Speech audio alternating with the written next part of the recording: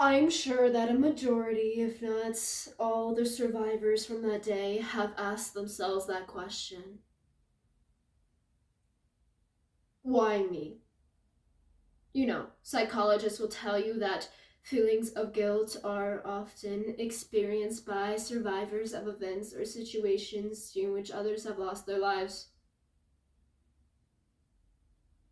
There was a time during the first weeks and months after that day when I first had this reaction, but somewhere along the line of personal healing, my mind began to focus not on the narrow black and white fact of my survival, but instead on an expanded concept of how I came to find myself there for that event and what the reality will mean to everything still to come in my future. I'm sure it was at that point when I began to realize that for me, true peace of mind would only come through a willingness to accept the fact that there must be, and I must find, the purpose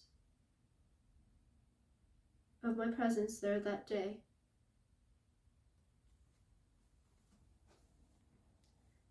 September 11th, 2001, 8:46 a.m. Flight 11. Hijacked by Al-Qaeda terrorists, crashed into the World Trade Center North Tower. 9:03 a.m. Flight 175 struck the World Trade South Tower. 9:37 a.m. Hijacked American Airlines Flight 77 crashed into the Pentagon. 10:03 a.m. Hijacked United Airlines Flight 93 crashed into Somerset County, Pennsylvania, killing all aboard. These terrorist attacks killed almost 3,000 people and forever changed the lives of so many Americans. However, it is through the memories of those who died, the realization that lives were forever changed, and the stories of those who were there and survived that we take the time to remember so that none are forgotten. The Stairwell to Heaven by Earl C. Johnson. I arrived at work that day a good half hour earlier than usual. It was a gorgeous day, bright blue and sunny. Not long after getting into the office, I was standing with a couple of my team members, chatting about a presentation we had later in the day when BOOM!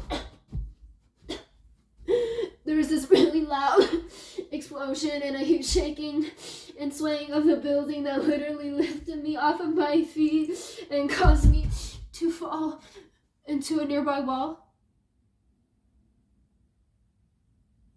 The north side of the tower is about 15 feet away, and you could see through a narrow vertical windows that there's this type of debris riding down outside. I think I said to my coworker, "Get away from the window!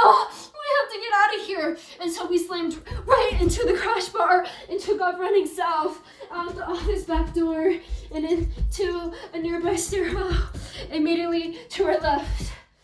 We ran down about 8 to 7 floors when we soon ran into the back end of the line of all the other smart people who had the same idea.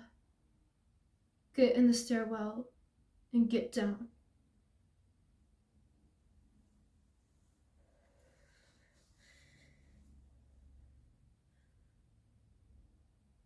We did not move literally another step at that point for a good 15 minutes.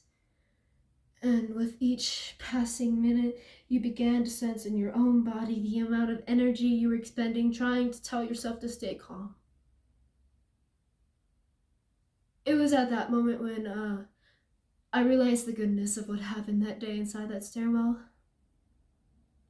People helped each other. Whether they were more physically challenged at navigating the situation or from an emotional standpoint simply needed reassurance, somebody reached out a hand and gave that to them. Complete strangers.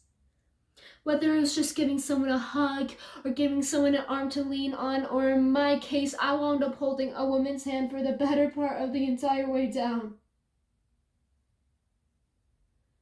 It was the extensions of kindness as the natural reaction of people in the situation that stands so starkly in my mind. And in an environment of physical confinement, overcrowding, and palpable anxiety and fear, the best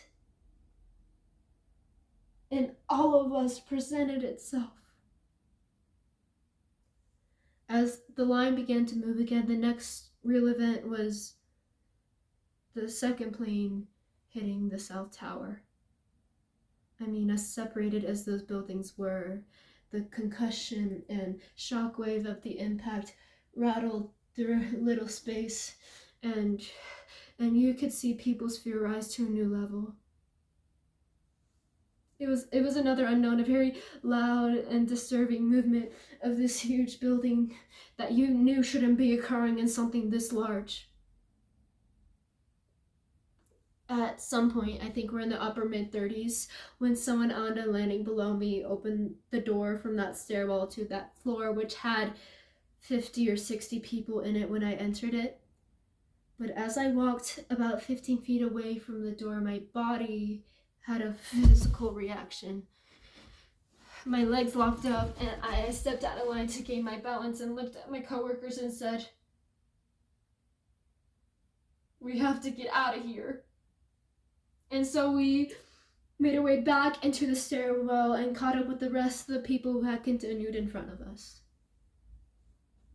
I don't have any evidence to support this, but it is my belief that not everyone who decided to stop on that floor that day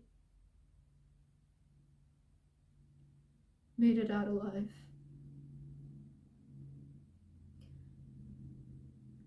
At some point, I thought I heard some clapping, but it was just fading in and out. But as I got down another flight of stairs, it just kept getting louder and louder.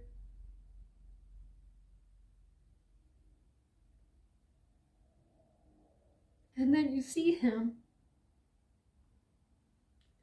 It's a New York City firefighter. He's turning on that landing below, and he's marching up those steps in Earl, telling you, "It's gonna be okay, you're gonna get out, and keep calm." And after you saw the first one, they kept coming. I mean, the report authority policemen, NYPD policemen, plainclothes detectives, and of course the firemen. Now imagine these first responders rolled up to those buildings, got out, saw what you were seeing on TV, and yet came in to do their job. Where do we get men and women like that to do this kind of job? I mean, the self-sacrifice and mentality of these people just boggles my mind. As we approach the bottom,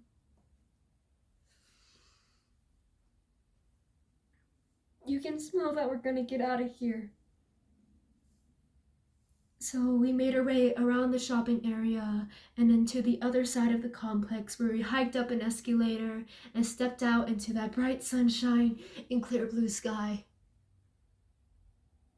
It was only after stepping about 15 feet from the building overhang that I could actually now turn around and look up and see what the rest of the world had been watching on TV.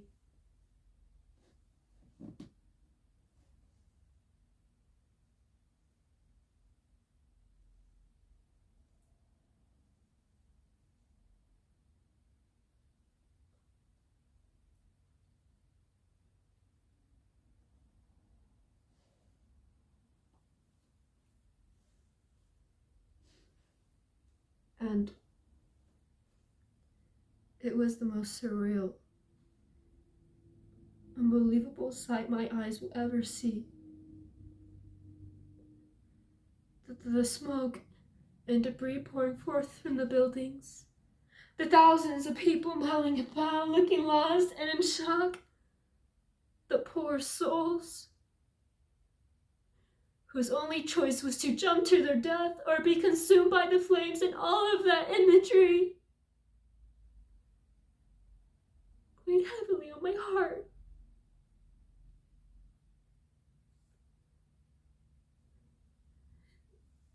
No. I have not forgotten.